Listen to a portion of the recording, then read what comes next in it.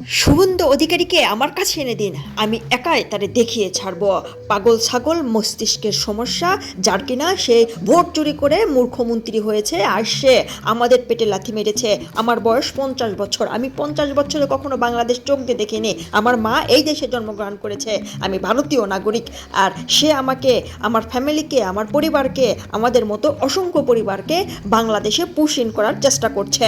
তারা জোর করছে এবং বিএসএফের হাতে আমাদেরকে তুলে দেওয়ার ব্যবস্থা করছে। আজ আসুক শুভেন্দু অধিকারী, বিএসএফ আসুক আমাদেরকে নিয়ে যেতে, আমরা কখনোই যাব না। আমরা ভারতীয় থাকবো, আমরা এই দেশের থাকবো, আমরা এই দেশেরই সন্তান। দর্শক, এভাবেই শুভেন্দু অধিকারী মূর্খ মন্ত্রী, জোর করে সে ভারতে পশ্চিমবঙ্গের মন্ত্রী পদে বসেছে। এই মূর্খ মন্ত্রীর নির্দেশে কিছু ভারতীয় নাগরিককে বাংলাদেশে পুশ ইন করার চেষ্টা করছে।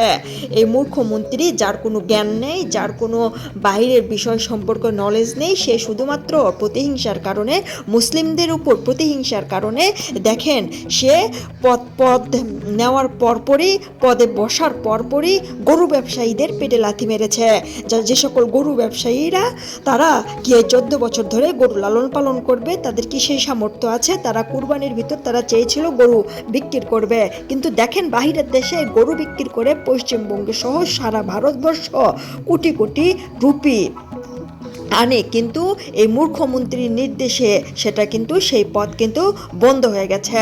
আপনারা দেখেন, আমরা ভারতে ছিলাম এবং কখনো বাংলাদেশে যাব না, ঠিক এইভাবেই এই মধ্যবয়সী মহিলা ক্ষোভ প্রকাশ করছিলেন। এইদিকে সীমান্তে টান টান উত্তেজনা দেখা যায়। বিএসএফ, বিজেপি এবং বিজেপির সাথে বাংলাদেশের কিছু স্থানীয় সীমান্ত এলাকার লোকজন তারাও সহযোগিতায় নেমেছে পুশিং ঠেকাতে।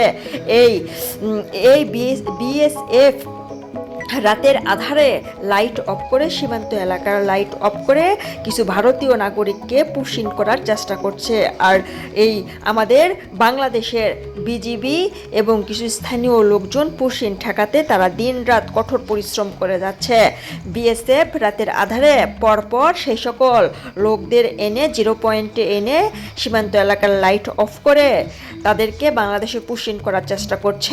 যারা ছিল ভারতীয়